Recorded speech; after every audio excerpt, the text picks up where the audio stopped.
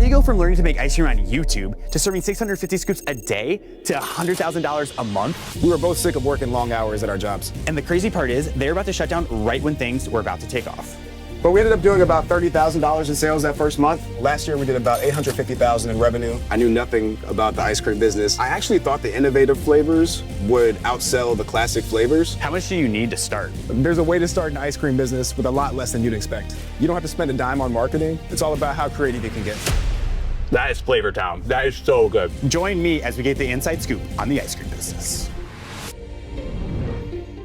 Awesome. Before we head inside, Julian, real quick, where are we? What makes Cosmic Ice Cream so special? So we're here in Houston, Texas. This is one of our 3 locations. What makes us special is our homemade ice cream. We have some unique ice cream novelties, we call it. So like ice cream nachos, Cosmic Bar. So we just like to switch it up. As we head inside here, it smells so good. Can you tell us about the scale of your operations today? Yeah, so we're currently at 3 locations. So we opened our first shop in 2021. This is our second location here in Houston, and we just opened our 3rd location in Pearland back in September of 2024. So we currently have about 25 employees on staff. Most are part-time, a couple are full-time. We serve approximately 650 scoops a day between the 3 shops and some of our wholesale and catering. I absolutely love how you guys had built this place with like all the murals in the background. It's awesome. But talk to us, like, why did you choose the ice cream business? Did you have any experience in it? We did not have any experience in ice cream. I had always wanted to start a business. I give credit to my wife, Camille. During COVID, we saw a space for lease next to Ahmad Pizza, of all places, and she said, I think an ice cream place would do great there. We wanted to create a space that was a really unique ice cream experience, a space that's clean, it's like modern, it's vibey, but also has like really nice homemade ice cream. What was that process like from deciding to open it to getting your first customer? From the time we decided to start it, that's when business planning started. I knew nothing about the ice cream business. Camille knew nothing about the ice cream business. Google is your best friend. Yep. YouTube is your best friend. Your network is your best friend, because I started meeting other people who not only owned businesses, but like some who owned ice cream businesses. So that's when I told Shell, hey, like raise my hand for a voluntary severance package that they were offering at the time because of COVID. And there was, I think, a 5 or 6 month gap between the time that I put my notice in and actually left the company. Interesting. So I was essentially working 2 jobs at one time. And if you are interested in taking a peek at Julian's business plan, that link will be in the description below. Awesome. So you're living the entrepreneurial dream. You're taking that jump into full-time entrepreneurship, which is scary. Talk to us about the feelings you were having when you decided to do this full-time. It's scary as I reflect on it. But in the moment when we were building out the business plan, testing all the ice cream, like literally no fear. When you really put your head down and you think about all the aspects of the business, everything that needs to happen to make it work, there's no time to be afraid, in my opinion. Just go for it. Awesome. Let's go see the magic where you guys are making this homemade ice cream. I'll follow you. All right, sounds good. Let's do it. So this space, the freezer, I mean, that must have cost a pretty penny. Can you talk to us, what were those startup costs, and can you break those down for us? To start off with, this freezer was expensive. We're talking about $33,000, give or take. But the initial startup costs, a lot of it was leasehold improvement. For our first shop, it was about $110,000 to build out that space. We bought a commercial van for delivery and for catering transport. That was about $20,000. Of course, opening inventory. So we're talking dairy, cups, spoons, napkins, all those things eventually added up to about $250,000 for our first shop. $250,000, and listeners, that scares you as much as this scares me. Stay tuned, because Julian and I are going to talk about how you can do this for far less and be way more profitable when you're just getting started. So I see a lot of flavors listed here, and those are your classic and your innovative ones. Can we go take a look at it? Yeah, let's do it. All right, welcome to the Frozen Tundra. Thank you so much. Talk to us, how well did the business do on the first day, first month, first year? Yeah, I think it's actually really fitting that we're in this freezer because we opened on Valentine's Day. A lot of people in Houston remember it as the day of a really, really bad freeze in 2021. We lost power for the next 3 days. With all of our opening inventory, all the ice cream we had made for opening day, we had to save it by putting it on dry ice. But we ended up doing about $30,000 in sales that first month. We didn't know what to expect, so we were pretty happy with that. It was primarily word of mouth. Here we are, Facebook, Instagram, and customers came. After word of mouth, obviously that's gonna dry up at some point. It's a phenomenal channel for you, but how are you guys now getting customers then? Now we do a lot more focus on social media marketing. Love it. We have the benefit of knowing who our customers are now after 4 years in business. And so we're able to speak to them a little bit differently on the social channels. What I really like about our marketing efforts now, it's still relatively low cost actually. We're just trying to find ways to be creative and get that word out there. So marketing can be something as simple as point of purchase, right? We're in the stores and you see a picture of our ice cream nachos or our Cosmic Bar. We have QR codes now that takes you to a link tree, so you can book events. But we're finding low-cost ways, and it's really paying off for us. I love it. Whew. Well, we're gonna go make our own ice cream, and I am so excited for it as an ice cream fan myself. But before we do that, let us know in the comments below, how much do you think you make on a scoop of ice cream? In other words, what are the gross margins of an ice cream business? Let us know in the comments below. All right, so we're gonna make a coffee flavor. Oh, I love coffee. So Camille's actually gonna grab our milk, our cream, our sugar, but we also have some coffee beans that have been soaking in this dairy base for about 3 days. All right. So this is gonna be like what's actually going into the ice cream that we're about to make here. Yeah, so we're really just looking to get the flavor of the coffee for this particular flavor. So we're gonna strain out the coffee beans here that have been soaking for 3 days. We're trying to keep as much of that dairy base as possible. Cool. Well, I want to ask, we're in the production facility here. How much like ice cream do you guys produce out of here? Yeah, so we're seasonal, of course. So on an average basis, that's it's up around over 110 tubs of finished ice cream per week is what we're manufacturing. We picked a production space that would allow us to manufacture more than that, support more retail locations, wholesale, catering. Love it. So we can easily do a couple hundred tubs a day. Oh, wow. Out of this facility. Yeah. And let's talk about like the raw materials here, because like looking around, there's like a lot of stuff in here to make this delicious ice cream. I mean, we have coffee beans right here. I mean, talk to us a dollar amount. Like how much are you guys bringing in here from just raw materials? Yeah, raw materials, it's roughly $5,000 a week. Wow. We really take a lot of pride in like getting really good quality ingredients. And like these coffee beans, for example, are from a coffee roaster that's a neighboring business like right next to us. So yeah, it's roughly $5 grand a week and raw. All right, so now we're gonna add some ingredients to this base. So you have right here some vanilla extract. All right, just pour that puppy in. I'm gonna pour it in. We've got some granulated sugar going in. Oh my gosh. And then we have a nice little spice blend. All right, and now we're just gonna blend it in with an immersion blender. And it's gonna help us incorporate all those flavors, those spices that we put in there into that coffee base that we had. That is so neat. So right now we're pouring that base into our ice cream machine. It's called a batch freezer. So it'll be in there for about 8 to 9 minutes before we extract it. Let's talk about your year-over-year revenue. Talk to us how you've seen that grow and what changes have you made to impact that growth. Last year we did about 850,000 in revenue. This upcoming year we're projecting closer to 1.35 million. Wow. The majority of the growth is actually coming from a new store opening, but we're also seeing growth in our wholesale channel and also our catering channel. So what I love about like looking at the flavors, you have the classic ones, you have the vanillas, you have the chocolates. You guys had the very innovative ones. I'd love to hear what's that sales breakdown of classic versus innovative flavors. Yeah, so I'd say it's pretty darn close to like a 50-50 split. Wow. So I actually thought the innovative flavors would outsell the classic flavors, but no, it's a pretty close split. I think a lot of it is our demographic. We have a lot of families, we have a lot of kids.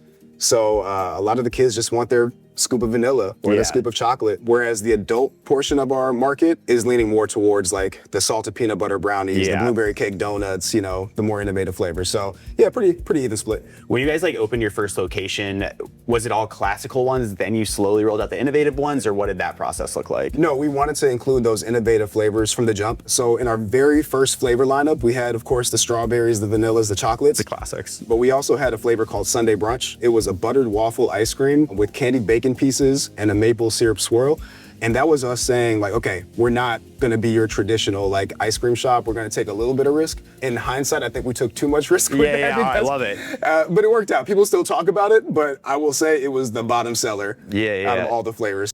Part of every entrepreneurial journey, there are points where you're like, oh man, like, I just don't know if I can do this anymore. Yep. Was there ever a moment like that for you?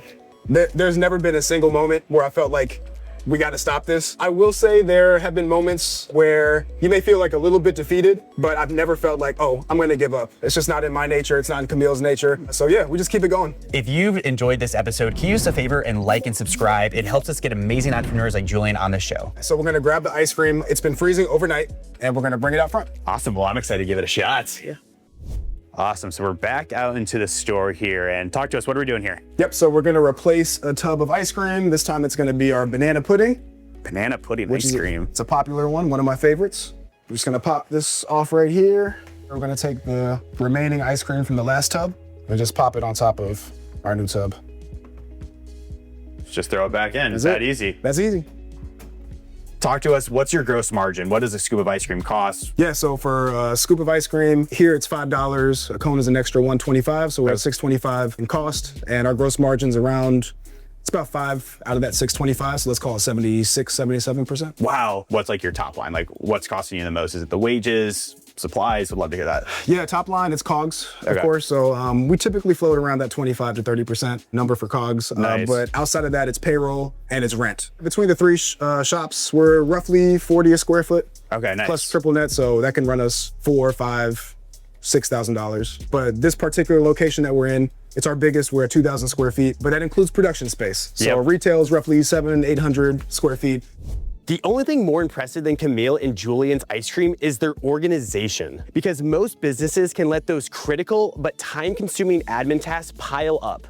Contracts, emails, invoices. Things can get messy fast. You need a behind-the-scenes business partner to make your service-based business run smoothly and keep you focused on growth. That's where HoneyBook comes in, the leading CRM platform designed for entrepreneurs and business owners. HoneyBook automates your most time-consuming tasks, like client communication, scheduling, contract management, and invoicing, so nothing melts through the cracks. Plus, HoneyBook AI is woven throughout the platform, proactively giving you insights, taking notes, and drafting emails. And since it already knows your business, it keeps the operation running cool and smoothly. Because everything is centralized, you'll never lose track of a lead, a deal, or an invoice again. It's like having a virtual assistant that helps work 24/7, keeping your business running while you focus on scaling it. Now we've got Fan Blitz with Julian, which I'm excited for here. Number one, what's the weirdest ice cream flavor you've ever created or wish to create? I've got two quick ones. We tested a dill pickle sorbet. Never made it out for obvious reasons. Yeah. And then we currently wholesale a burrata and olive oil ice cream, which is pretty cool. Oh, that's really interesting. Number two, what's the biggest ice cream order you've ever had at the store? We've done an event for a little over 1,000 people, so that's our biggest. Wow. Three, if you weren't selling ice cream, what business would you be in? Real estate. Love it. Great answer. Yeah. Four, what do you think is the secret to a happy life? Being surrounded with really good people that you love and trust and who support you. So good. What's the most profitable hour of the day for an ice cream business? Friday, Saturday, 7 to 8 p.m. Nice. What's the best and worst part of being an entrepreneur? Best part is the flexibility to kind of manage your own schedule. Yeah. The worst part is the flexibility to manage your own schedule. Hard to balance these things. Last Fan question for you. If money was no object, what's one piece of equipment you'd buy for the business? Oh man, a huge, what they call a continuous ice cream maker. So just like large scale ice cream machine. How much do those cost? I have no idea. No, it's true, I don't I have no idea. It's a lot. A lot of money. I mean, it's like probably hundreds of thousands. Yeah. Look at this menu. You got the Cosmic Bar, ice cream nachos, you got your pints, you got your flavors. Talked about the rotating menu. What's been some of your most popular flavors over the year? We, at any given time, have 16 flavors that are in scoop form. Roughly 12 of those are what we call like always flavors. The other 4 are seasonal flavors that rotate. Interesting. The rotating works for us because like we have a fair amount of like regular customers and we just want to switch things up for them. fresh. Yeah, keep it fresh. It's also a way to draw new customers in. This is your second location. What are the components that go into a successful location? What are mistakes business owners make? Yeah, I think the answer differs on what kind of business that you're trying to have and like who your target market is. So for us, it's being close to neighborhoods. Also close to schools is important for us, but ultimately it comes down to where can customers find you? And I think you have to be easily accessible. So finding like complementary businesses like restaurants where people can have dinner and then, walk next door to get right ice cream. after, yeah. That's big for us. Well, I am super excited for this. Talk to us. So what goes into the one that I have here? There are a lot of Oreos in there. And I'm a big Oreo fan here, so I think this one's gonna be right up in my alley. Nice. Well, cheers. Cheers. I'm excited to take this first bite. This is gonna be so good. That is Flavor Town. That is so good. That is so good. Thank you, man. I appreciate it. For you, what differentiates great ice cream? Yeah, I think it starts with really quality ingredients. Yeah. But it's also like technique, how you make the ice cream. If you put a lot of like effort into creating your flavor and into the actual process itself, it's gonna shine through in the final product. So as we sit here, you guys have a very cool space. Like, how do you differentiate yourself when building the inside of your retail locations? Yeah, so that was one of our like key differentiators from the jump was like, how do we make our experience different than others? But there's also more seating. So what was big for us, like especially given our target market, Yeah. being families and like a lot of kids, We wanted like a really nicely sized space that's comfortable, but it's also like extremely vibey. You barely spend money on paid ads. What's your marketing channels? Like, how are you getting people into these doors? Yeah, I'd say it's really important to be like intentional with where you spend your time marketing wise. So we really like harness the power of social media. Just like a lot of other businesses, we have what we call the Cosmic Collaboration Series, where we create ice cream flavors with different businesses around the city of Houston. And you guys have also worked with basketball players from what I know. So we worked with a couple of athletes who are doing really well in their careers. Kind of as a result of like my network. So I have a couple of friends who are in that line of work kind of connected us, brought their athletes they were representing into the mix, and yeah, we just kind of made it happen. Houston, Texas, it's 32 degrees. It's cold right now. Do your sales take a dip on those colder days and months? Yeah, 100%. Even though we're in like a climate that is typically warmer throughout the year, we take a dip. So like just to use real numbers, for the past couple of years, our July versus our November, it's like a 35-40% drop in sales. So it's a big dip.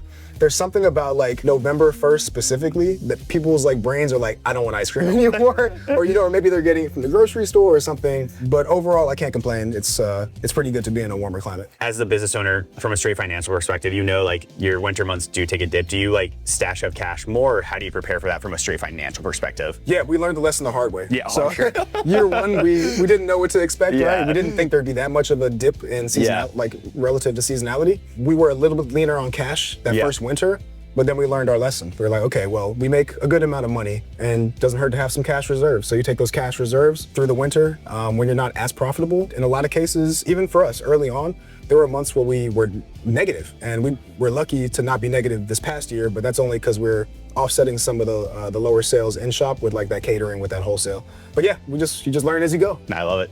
Looking to start a business but don't know where to begin? Our 60-second quiz is the perfect first step. It matches you with your goals and lifestyles, then gives you a 10-day business launch plan to make it happen. Click the link in the description below and get started. The ice cream has been delicious, but I know an important aspect of your business is the catering. Talk to us about that. Yeah, so catering is just like an extension of our the four walls that are our shops. And we do a lot of weddings, birthday parties, a lot of corporate events, and we're actually about to get the card out now, so we should go take a look. Let's go check it out. Cool. Take us through an event deal. Do you remember the numbers? Talk to us about that. Yeah, so we generally charge for events by the hour and also by the number of scoops served. But for like larger scale events, like we had an event that was 1,000 plus, we actually did a flat deal. So we just said, let's do a flat number of scoops per number of people who are expected to be at the event. So that specifically was $5.50 per scoop. So it was $5,500 flat. And yeah, that was all in. Let's do like a little role play here then. Let's just say I'm calling in from UpFlip HQ saying like, hey, Julian, like we want to have Cosmic at our like large event. How are you quoting us a price? How are you closing the deal? Talk to us about that. Yeah, typically if somebody reaches out to us or calls us, we call them back within 24 hours. Once we get to pricing, we talk about it's generally $6.50 per scoop. That includes a toppings bar. And then we charge $75 per hour. So I think one thing that makes us a little bit different is that we only charge by the hour and the number of scoops served. Awesome. So as we roll this bad boy in, this thing is sweet. How much does it take to get started with ice cream catering? And if you have less capital, is this something you'd recommend someone to get into? Yeah, 100%. I think catering is a great business to get into. This cart, for example, ran us about $4,200 delivered. Oh, wow. So relatively low cost, all things considered, because you will get a lot of that money back if you're pushing events. So yeah, highly recommend. And you don't necessarily have to make your own ice cream when you run a catering business for ice cream. There are plenty of distributors out there that can sell you finished product. Talk to us about doing this with your partner. I think that is really cool. I think it's an interesting way to get started with business. How do you guys overcome like disagreements? Because they're obviously going to come up in business. I feel very fortunate because doing business with Camille is very easy. I feel like 9 times out of 10, we're on the same page. I will give a piece of advice to anybody who's doing business with their partner. Have a very firm foundation with your partner first before starting a business, because I mean, we were rock solid from the beginning. So, things come up in business where you don't necessarily agree. So having that foundation ahead of time, you'll get through whatever. 22 employees, 3 locations. How do you go about delegating work, and how has your leadership style evolved over the years? Yeah, so in terms of delegation, I'll start from like the top level. So again, we've done a very good job of like kind of splitting the strategic role. So anything production is Camille, anything outside of that is me. From there, we start having to drill down into everybody really at each specific location has a job. So our store managers, they're responsible for scheduling, hiring, firing. Anybody who's not a manager in our scoop shops is responsible for scooping, cleaning, along with the manager. So In terms of delegation, I think it's easier to delegate because the roles are a little bit more established. I will say there's a little bit of a caveat. We're in the part of our growth journey where we have some more high-level roles that need to be developed. Business is all about a journey and adapting. And in terms of my own personal leadership style, I'm a more patient leader. Maybe it was the corporate background in me. Like if things weren't going perfectly, I was like kind of flying off the handle. At least in my head I was, but I'm a much more calm leader, I'd say. I can step back and look at things more strategically, which makes me a stronger leader at the end of the day. Yeah, allows you to get into coffee shops, wholesaling, all that stuff. And I know we're going there next, so let's hop on over there. Yeah, sounds good. So now we are at the coffee location. Let's talk about your wholesale deals. Yep. What's the biggest wholesale deal you've ever closed and how did you land it? Yeah, we actually have, I'd say 2 that are relatively large wholesale deals, and both were just formed out of personal relationships with the chef owners of the 2 restaurants that we wholesale for. So out of our whole operation, roughly 3.5% of it is wholesale. Interesting. But we do see that number like growing by the day, essentially. How do you be a wholesale? Like, how do you structure that? We essentially just put together a list of products that are available for wholesale. It's typically different pack sizes. So it's 1.75 gallons to typically 3-gallon tubs with a price sheet. And then we supply the restaurant or the business with our ice cream. We also make custom flavors. So that's something that's a little bit different about us is we like to do custom flavors for our wholesale customers if that's what they're looking for. And that helps them differentiate their offering, whether it's on a dessert menu or something for customers. Branding is one of the biggest parts of building a company, especially like a retail company. You've done such a nice job with it just at your stores, your packaging, everything. What advice do you have for entrepreneurs when it comes to branding? I think the piece of advice I'd give is like, let your personality and your vision for the company shine through. I'll share a story. So we actually started under a different name that was not Cosmic. And in a lot of ways, like that brand wasn't Camille and I. So our personality wasn't shining through. Interesting. When we went to Cosmic, everything changed. And we were like, from color scheme to like incorporating different parts of like Houston, which is Space City, into our logo was really important to us, and like more of our personality shine through. So that'd be my advice to anybody building a brand. I'm curious, like, why did it not come out on that first time? Was it like just the name of it? You're like, I don't like the name, or was it you're trying to build it more mindfully? Like, why didn't it work the first time? Yeah, I think that we were trying to be too many things to too many people from the jump because we had no experience in business. So it's like, I want to sell everything to everybody, you know? And we still do. I mean, there's still that part of me that wants to do that. But now it's like, okay, who are we? And we're a locally owned business here in Houston, and this is who we want to serve, and now it feels more authentic. Let's talk about those income sources. You're 100K a month, which is awesome. People's eyes are probably bulging like, yes, I want to do 100K a month, but break it down for us, how you guys get into that 100K a month number. Yeah, so roughly, let's call it 90,000 of that is coming from our in-store operations, so from like our retail shops, scoop shops. 7% is coming from catering. So those are the events that we do with like weddings and corporate events. And then the additional 3.5% is coming from wholesale. And then actually with Slowpoke specifically, they have an affogato on the menu. So ice cream with espresso poured on top. And it's really, really nice. And we also supply the ice cream for that as well, outside of this freezer. From a straight profit perspective, which one's most profitable for you guys? Yeah, I'd say catering.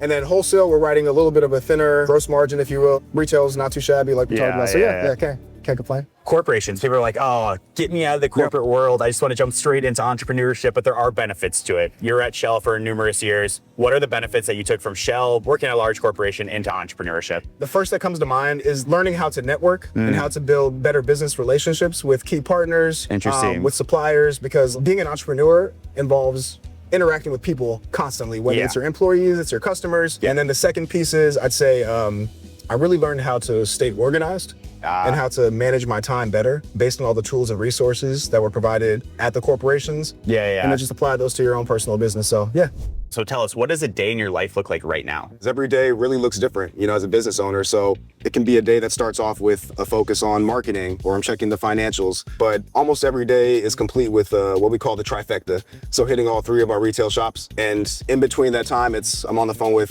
vendors, with customers, booking events with our wholesale customers to set up deliveries. So every day really does look different, and just, make sure the operation is running as smoothly as we want it to. And the only way to really know that it is to be on site as often as possible. So I typically wake up around 7:30 or 8 o'clock, and it's literally, I hit the ground running at that time. I'm in one of the shops until about 5 or 6 o'clock pretty consistently, but the day doesn't stop there. A lot of times, I'm going home, I'm on the laptop, I'm getting phone calls from the retail shops because I still act as our GM. If I had to put a number to it, maybe 12, 13 hours a day. So yeah, I cannot complain.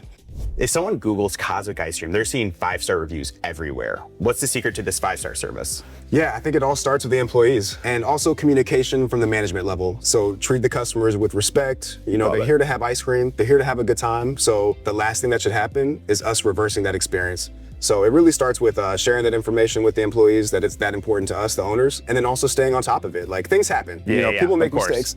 It's just bound to happen, but it's keeping a positive attitude and using those as like learning moments for the crew to say, okay, in the times that it doesn't go perfectly, here's what happened, here's how we typically bounce back from it, and we just keep rolling. So obviously you are gonna get low reviews at some point. How do you guys deal with a 1-star, 2-star review? Those are the ones that get me going a little bit, but I can't show all of my emotion, right? As the leader, it's just not the way I manage. So what I generally do is I look at the review, I see what's said, and then I'll screenshot it. So I'll send a group message to everybody saying, this review came in, and say like, this is why X, Y, and Z should not be happening. And in a lot of cases, I'm able to identify like who is working on shift. And I'll reach out to them directly too. And it's just a conversation. So yeah, that's how we knock it out. Just communicating about what can be better to try to avoid it in the future. I love it. Open up the playbook. Let's get nitty gritty here. What are some of the secrets in the ice cream business when designing your shop? If you're gonna open up a new location, what would you keep in mind that other business owners should also keep in mind?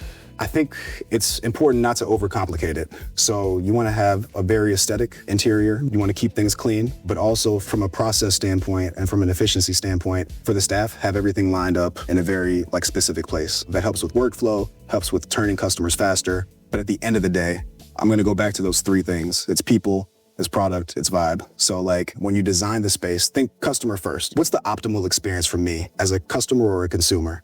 And like put that on paper, work with the professionals, the architects, the graphic designers, the interior designers to make that vision come to life. You'll be good to go, so. Building a team is obviously so important. Anything that you do, talk to us. What's your process for hiring and training a team that maintains that quality across those 3 locations? Yeah, so we actually keep our applications open on our website at all times just to see if there are any like really high quality candidates that come in. Interesting. I'll say we're very lucky. Over the past 4 years since we've been in business, we've had really good retention. We don't lose a lot of employees, but of course things happen in life. We have kids who are off to college or they just find other opportunities, which is great. But one little secret that I like to keep in my back pocket is we like to hire friends of our current employees who are really performing well. We really think that helps with like the morale piece, with keeping those employees engaged, keeping them happy. And we notice that their effectiveness is up there too. Like they even tend to clean more, like everything just works better. So yeah, what we typically do is when we have a new hire come on board, we have the manager of that location train them, or somebody who's been at that shop for quite a bit of time. Love it. And they kind of just go through that checklist. It really is a checklist of everything from our background as a company, and then we go to the more technical side of things. How do you ring somebody up? How do you greet somebody when they walk in? How do you scoop ice cream? Because there is a method to that madness too, actually. So yeah, we just go through that checklist and try to keep that consistent. Let's reflect on just like what you've done here. 3 locations, huge production facility. When you reflect back on your entrepreneurial journey, what's been an unexpected lesson from the past 4 or 5 years? I think the most unexpected lesson is like to be patient. I'm foot on the gas. All the time. Go. You know, all the time. I think now I'm surprising myself a little bit. And I have a number of things and people to thank, but Camille being one of them, is like, okay, we have a good amount of success, but like, let's not go too quickly. Let's really like think about the business, like tweak where we need to tweak and be patient. And like, we would love to have that location number 4, location number 5.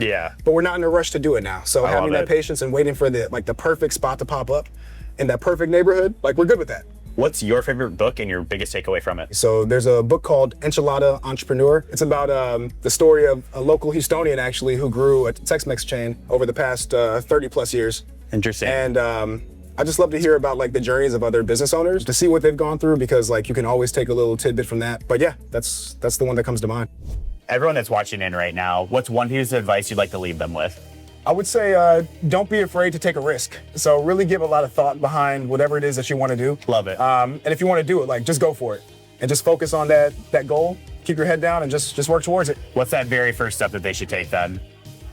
Oh man, just finding something that you're passionate about, whether it's entrepreneurship in general or a specific like product service. Like, love it. Just find that thing and then just do what you can to like make it yours, put your own spin on it, and share it with the world.